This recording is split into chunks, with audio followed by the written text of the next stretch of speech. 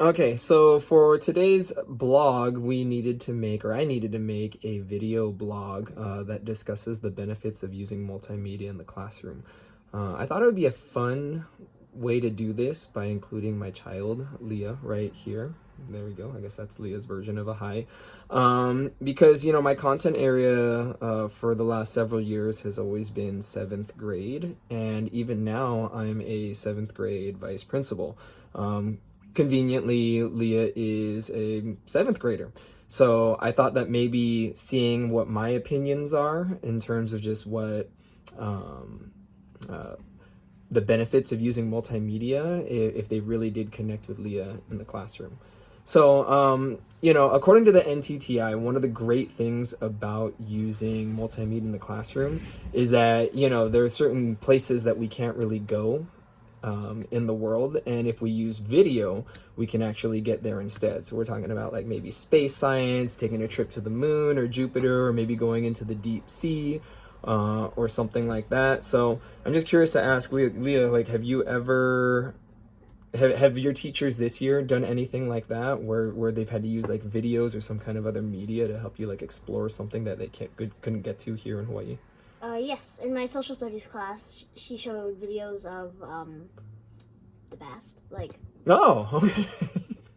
That's a pretty impossible. We can't do the past. That's a pretty impossible field trip to go on. So I guess that's a huge connection. And I think when you talk about social studies and history, it almost always feels like you have to read about it. So maybe it's better to kind of like hear and watch about it instead.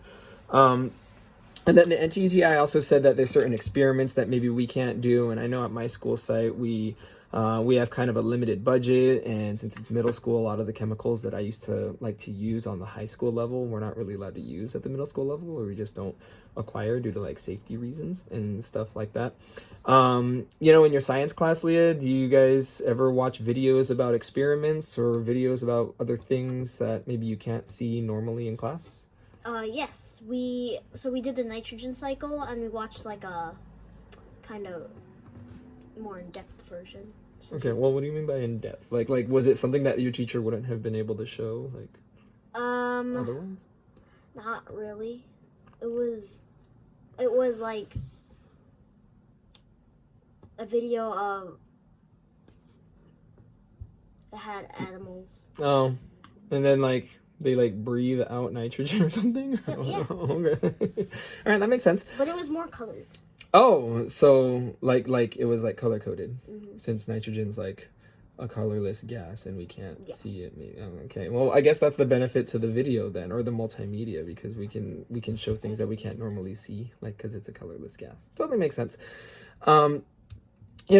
Aside from just being like a person that uses technology or multimedia in the classroom, me personally, I was thinking that one of the benefits to multimedia in the classroom is we can allow students to be the creators of the multimedia also. And that's something that I know I strive to do a lot in my classes in recent years. It's like, hey, instead of writing about it, can we do this and can we do that? One thing that I've noticed from a lot of my students, and Lee, I know you've said it before in the past, is you don't always like using multimedia when you have to demonstrate your learning. And I think the common theme here that I learned from a lot of students is like most of us hate using something like Flipgrid, right? Like it's just, it's just really, okay, thank you, really painful. So I just want to ask you, because it's kind of like a counter to this idea that multimedia is great in the classroom. Like, what is it that's different, or what is it that makes you dislike using multimedia when you have to show what you know? Most of the time the videos are limited to a certain amount of time. Okay. Or you have to be recording for a certain amount of time. Oh, like your teacher sets a time limit or something? No, he's like, you have to have your video for 5 minutes. That's long, but like. Okay. As an example. And on pen and paper, I think it's easier to do that with writing. Because if it's like, instead of 5 minutes, 5 paragraphs, I feel like that's more simple. Oh, like it's just clearer or easier for you to understand? Yeah, and then it's the pain of having to watch back the video. Because you just, well, so would you rather proofread your writing than watch back your video? Yeah. Okay. What do you mean by pain? I don't like listening to myself. Uh, And it's hard if I hear myself mess up, it's hard to edit the video. oh, but like you can erase your paper. Yeah. That makes sense. Okay, so maybe like what we need to do is have better or more easy to use editing, so you don't have to feel like you like constantly re-record stuff. Like if there was like easy software out there to kind of like trim your video, or to like delete this part and then re-record some other part or something like that, would that make it a little better? I don't know. Yes, but another part is a lot of the times, like say Flipgrid, like you said earlier, the teacher said it so the whole class can see it, which I don't like that. Okay.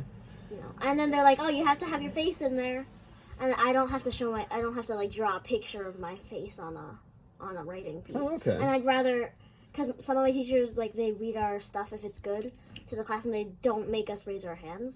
So it's like we can get the good ideas out there without. There's a piece that's a little more anonymous to you. Okay. So it sounds like maybe in terms of like user creation, there are just some more steps that we need to go to make it fully comfortable for all students. But in your experience, like in your class, do you think there are students that enjoy doing that? Like they'd rather video it up than write? Yes. Okay. I think those are the kids who understand technology better and who overall just like it more. Oh, okay. Yeah. I don't know. Yeah. The future content creators of the YouTube world or whatever. Okay.